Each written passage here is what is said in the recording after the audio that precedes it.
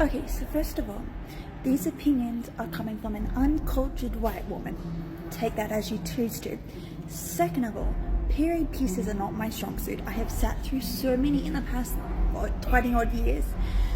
I just can never get into them.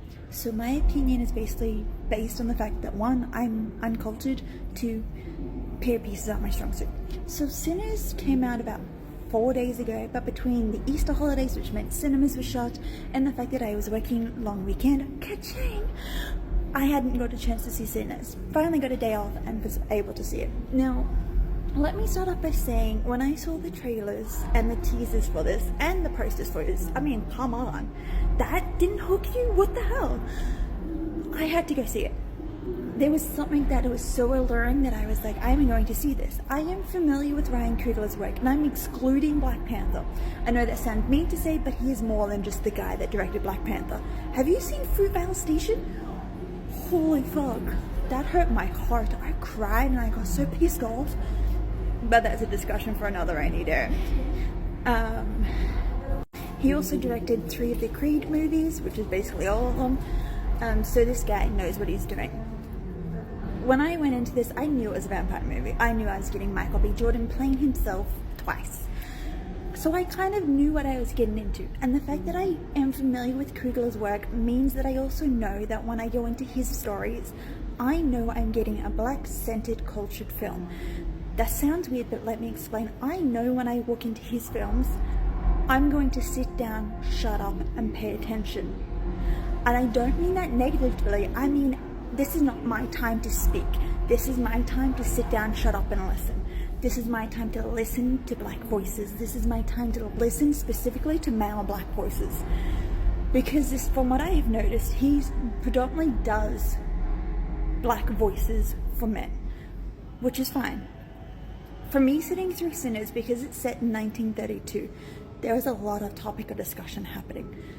Not only do you have the Jim Crow segregation happening, which makes it clear not with its lack of presence with black versus white, but also with its dialogue and with the way that the black actors are having to interact with the set.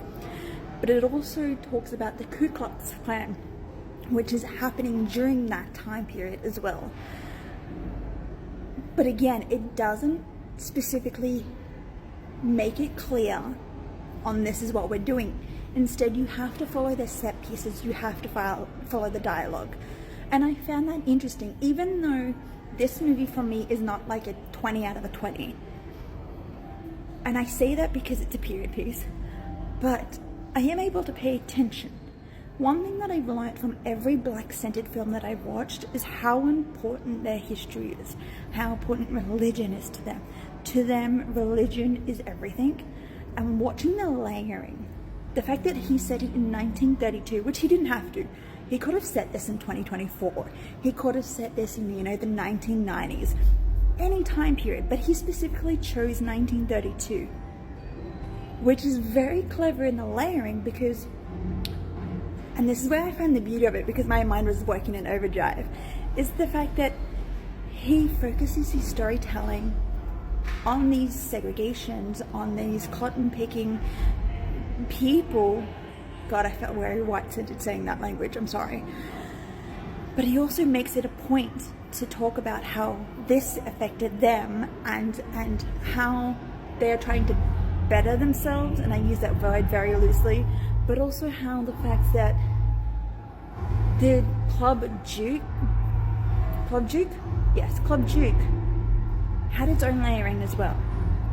When it's revealed, without major spoilers, when it's revealed, I loved that reveal because it was almost like, one, they were trying to reclaim their own identity, but two, not to sound like a racist piece of shit, but it is flipping the script on who gets slaughtered. And I loved my favorite scene. I mean, there's a lot of scenes I did like, but my favorite scene was at the end when Michael B. Jordan, I believe as Smoke, gets to have his Bonnie and Clyde shootout moment. Because I was like, not only did he go toe-to-toe with these vampires, of course, which adds its layering to the slaughterhouse, but also the fact that he gets to have his Bonnie and Clyde moment, shootout at the end, and then he gets to die peacefully. There is that layering. I may not have liked the story in the fact that, sure, it was too slow for my liking, sure, it was just not something that I would actively rewatch again, but I can see the layering, I can see this building, I can see the set design being used as part of the story, I can see the way that the actors interact with each other, the way that the past needs to be told and have their stories be heard, the way that their past affects their present and will eventually affect the future. I mean, we're in 2025. We're still having Black Lives Matter discussions. Why did I sound so negative like that? But I mean, we're still having them as if they don't matter. But they do matter. Their voices need to be heard. Their history needs to be understood. Their legacy deserves to be heard and been shining through the sky. Like, you can't just sit there and be like, oh, well, they were cotton pickers, what do you expect to do? Like, no, you need to pay attention to, they were more. They were human beings trying to build their own communities, trying to keep themselves safe. The fact that Ryan put vampires in this story, he didn't have to, but he used vampires. He used vampires and twisted his own culture. Again, he didn't have to, but I feel like vampires were a euphemism for Ku Klux Klan.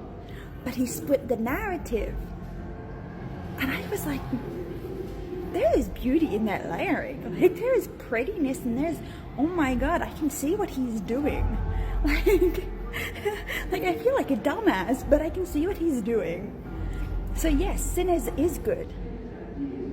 But I may not be raving in it in the same sense that everybody else is. Instead, I'm raving in it the fact that I got educated. I'm raving on the fact that I'm able to see layering and context that he wanted to try to build and hopefully is heard through current generations and next generations. There's 2 post-credit scenes. There's one during the closing credits, which I loved. Like, seeing the blues player, that was nice. That was a nice, lovely touch. And then at the end, again, with the blues player at the end of the credit scenes. So, you know, obviously go see Sinners. I'm not going to discourage anybody to not see this movie. That just seems like a problematic thing to do. Go see it. Form your own opinion. And if you're like me, you can see the layering. If you're like everyone else, you may see it for the storyline. And that's fine. But either way, it does deserve to be shined on. Yes, it deserves to be shined on. Sorry, like, tired brain. So yeah, the reason I like Sinners is because it's layering and what it's trying to tell you between the lines. So go see it.